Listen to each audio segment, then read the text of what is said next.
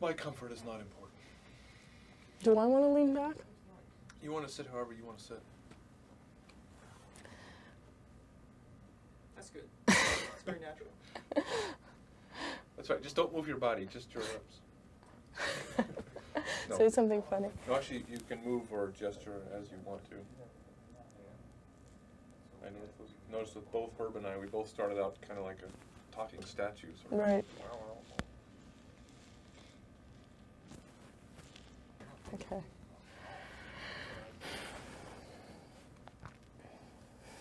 I can't do it. Sorry. It's harder, but they, yeah. It helps. Maybe if I lead in with a question. Let's see. What's a good question? How are you today? No. So, a leading question like. Well, meetings are pretty straightforward, aren't they? Why are you studying meetings? Right. People's ability to... No. Shit. I started in the wrong place. Let's try this again. Everybody's had to work with other people, and we've all experienced frustrations and difficulties with that.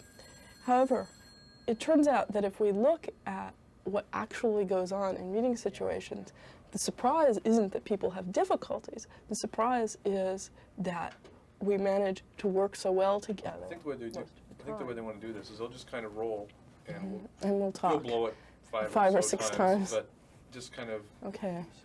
Do what I you don't can. know how I'm going to be out of here in 10 minutes, but I've really got to be. Okay, so let's do this thing. Go ahead. Okay. So. You ask your question. I need you to ask your question. Okay. So what's so interesting about meetings? They seem pretty straightforward. Everybody's had to work with other people, and we've all experienced frustrations and difficulties with that.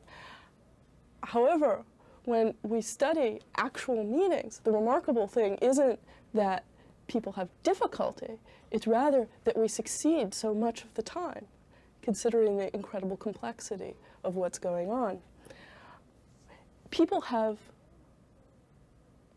finely honed skills, very complex skills at regulating interactions, making judgments about when to speak, when not to speak.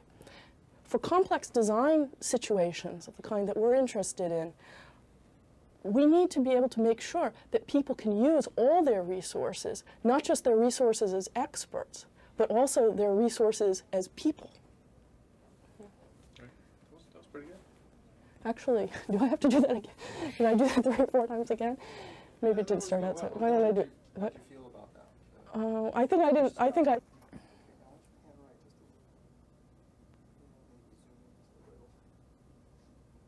Fun, huh? A little bit more.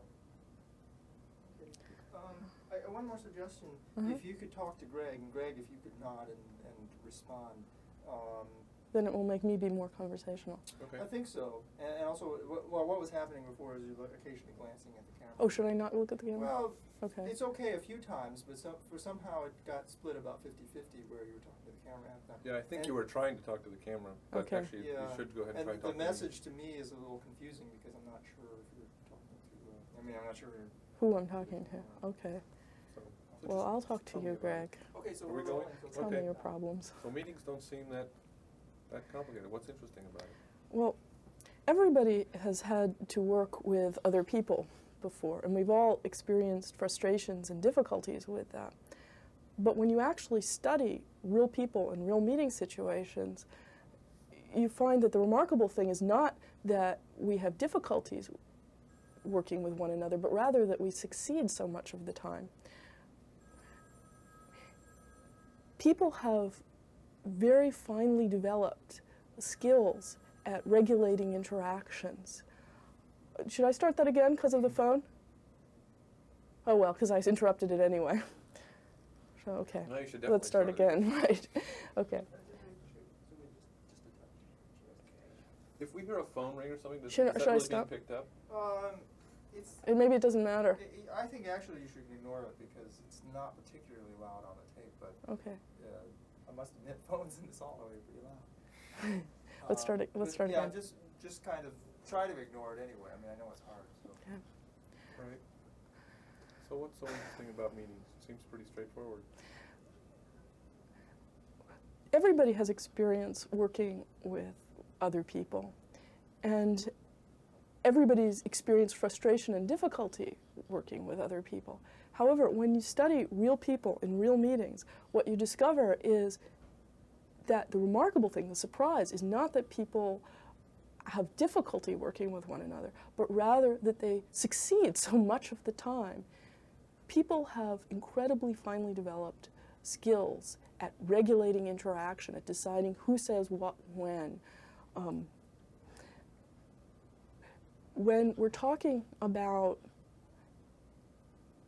highly complex tasks, design tasks, engineering tasks, we need to make sure that people are able to use their resources not just as experts, but also as people. Okay. There's a couple of places where you were pretty obviously looking at things? Looking at the paper. Well, how bad is that? That's not, it's actually fairly natural. Because people do look around when they talk. The only thing that concerned me was that the ending kind of petered out. Petered out, okay. That, you know, well, what I'm imagining is that we have I'll tell you when you're 20 minutes late, don't worry. Okay. Okay, and what else was I going to say? I wish I could act like myself. Yeah, I think it was I can't. looking at the paper was natural enough. And unless What? Stop tape for a second. Right. Okay, we're rolling. So anytime. All right. So I was wondering, what is the deal about meetings? Why are you studying meetings? Everybody has had to work with other people at times, and almost everybody has experienced frustration and difficulty with that. When we actually study real people working in real meeting situations, we discover that the remarkable thing, the surprise, is not that people have difficulties, but rather that they succeed so much of the time. People's ability to work with other people is a highly developed skill. It's much more complex than we know through thinking about what we do.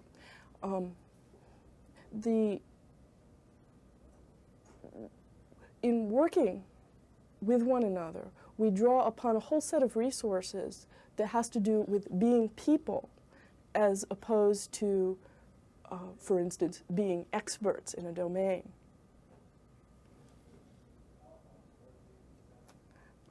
There were some big problems with... You better say a couple more. That will allow the first one to be possibly good. All right. Oh, too much pressure. Okay, well, Okay. no, this will be perfect. Well, you're studying meetings. What's so interesting about meetings? Everybody's had to work... I'm sorry, let's start that again. Okay, meetings seem pretty simple. What's interesting about it? Everybody has to work with other people, and everybody's experienced frustration and difficulties working with other people. However, if we look at real people in real meeting situations, we discover that the surprise is not that people have difficulties working with one another, but rather that they succeed so much of the time. People have incredibly finely developed skills at regulating interaction in subtle ways, ways that we don't remember necessarily clearly after the fact, ways we don't think about. For solving complex design problems, for working on in complex situations, people need to be able to draw on their resources not just as experts, but also as people. That was pretty good. That was good. Will it do? I'll buy it.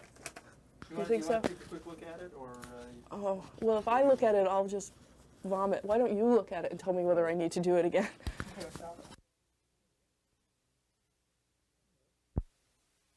So say a few sample words and I get up. Okay. Okay, we're rolling. So if you can go ahead and do it. And we'll, Okay. Thank you. Yeah, that's great. That'll do. Betty, thanks.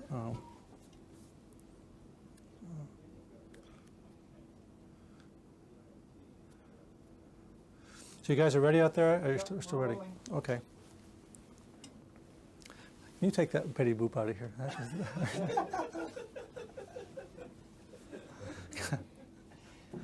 that is terrible. Okay.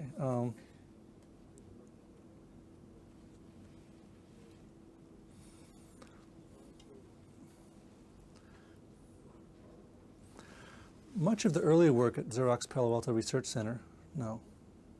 Sorry.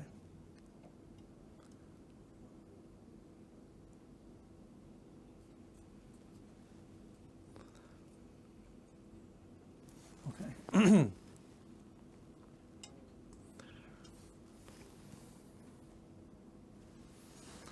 PARC is famous largely because of its invention of the personal computer. But one of the things that we've learned over the last few years is that most work is actually done by not by individuals, but by groups. I'll start that over again. Okay, thanks.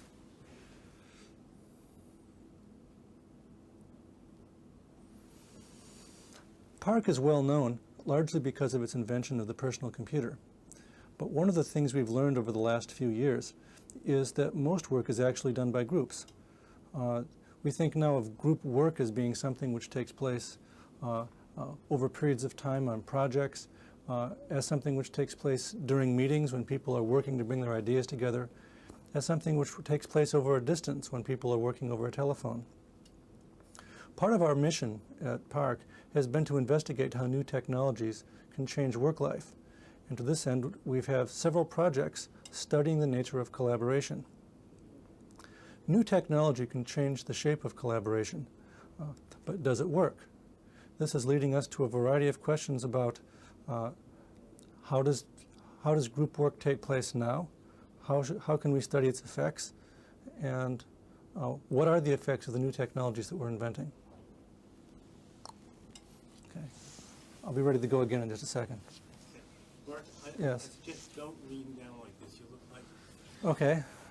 Yeah, it would be better if you just want to support yourself. It might be better to support yourself on the table rather than on that arm on the chair. No, that moved all your angles, I'm Oh, sure. is that, well, We can probably handle it. Okay. That's not bad. Thank you. That's much better. Is that business about PARC being famous for the personal computer okay? Danny, as a start? Or is that controversial? No, that's okay. Fine. Well, Okay.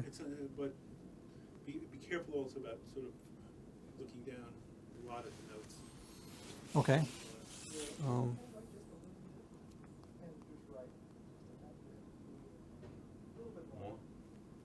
Yeah.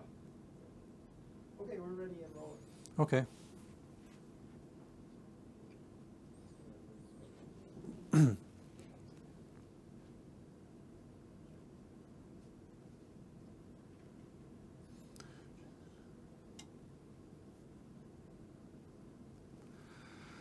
PARC is well known for its work on the invention of the personal computer. But one of the things we've discovered over the last few years is that work isn't done by people working in isolation. Work is done by groups of people, bringing their ideas together, contributing as teamwork. Now, at Xerox PARC these days, we have several projects studying the nature of collaboration. These projects study collaboration over time, collaboration of people working at a distance, collaboration of people working at the same time, bringing their ideas together in a meeting. To this end, we've been inventing new kinds of technologies. But sometimes new kinds of technologies can in fact get in the way more than they can help. So a fundamental part of our project has been to study the way new kinds of technologies actually affect meetings, and also to understand and become informed about the way those wonderful technologies of the blackboard and paper and so on, which have evolved over thousands of years, actually work.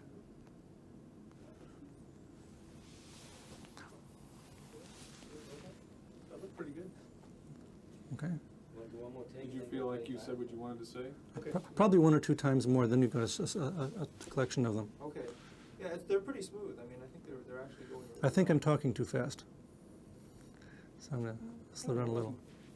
That wasn't particularly noticeable. Okay. Like you said, it was pretty smooth. So I think we've got an acceptable one, but Okay, a thanks. couple more. Okay, we're rolling and set. Okay, well, let me just compose myself and I'll start it again. Okay.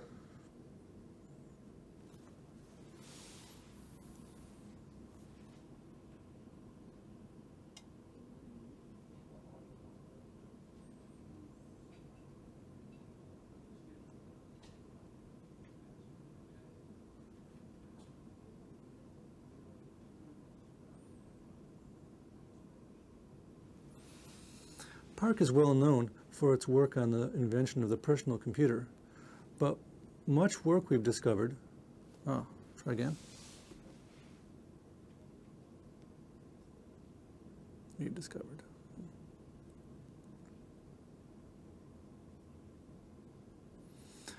PARC is well known for its work on the personal computer, but most work that's being done,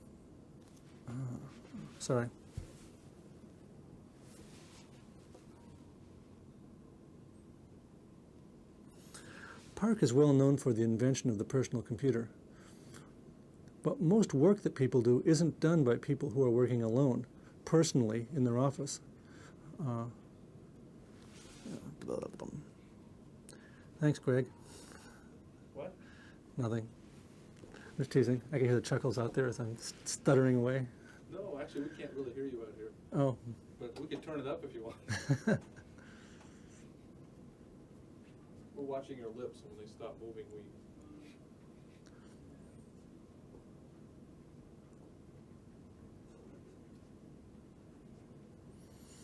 PARC is well known for the invention of the personal computer, but most work that people do in offices and other places is not done alone. Most work is done by teams of people or groups of people, cooperating together, bringing their thoughts together, assisting each other where one person's strengths may complement another person's. For this reason, it's become important to study how people can work together. And to this extent, we have several projects inside PARC for studying collaboration, for people working at different times together, people working at a distance, or people even working at the same time in a meeting trying to bring their thoughts together. In this investigation, we are inventing new kinds of technology. And these technologies sometimes change the kinds of meetings that people can have. But do the technologies work? Sometimes we can invent new kinds of technologies which in fact mostly get in the way. This is leading us to a collection of studies, both of the kinds of existing technologies, say for example blackboards or the use of paper, or other things which have shaped our behavior in groups for really thousands of years, as well as studies of the new kinds of technologies that we're inventing.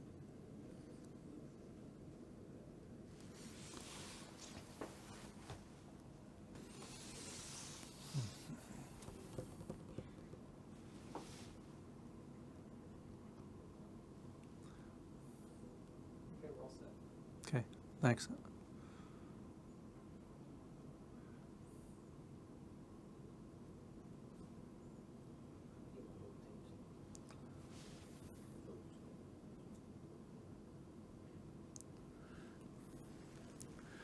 Well, PARC is well known for its invention of the personal computer. Most work that people do isn't done by individuals working alone. In fact, most work is done by collections of people working on teams, pulling their thoughts together. One person's strength is sometimes someone else's complement, someone else's weakness.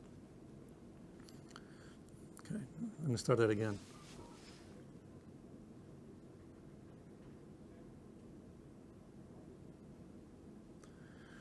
Well, PARC became well known for its invention of the personal computer, but most work that people do is actually done by groups of people, cooperating, collaborating, pulling their ideas together. Teamwork is actually a kind of phenomenon that's important to most organizations. It's responsible for most of the things people can do together. So at PARC we have a collection of projects which are trying to study collaboration of different kinds, how people can work together over time, how people can work together over distance, or even how people working at the same time in the course of a meeting can be more effective with the use of new kinds of technology. So technology is in effect part of our study, the invention of new kinds of technology that enable new kinds of meetings. And these technologies can change the shape of meetings too. But does it work? Does the new technology actually make meetings better or collaboration better or the products of work better, or does it just get in the way? This is an important question for us, and it's leading us to a number of studies. Some of the studies start on the sort of existing technologies like, say, paper or the whiteboard or any of these things that have shaped meetings and conversations and work literally for thousands of years. But we also have studies of the new kinds of technology as well. We're trying to understand how to make them better, how to improve the kinds of collaboration and work that people can actually do together. How'd you feel about that one?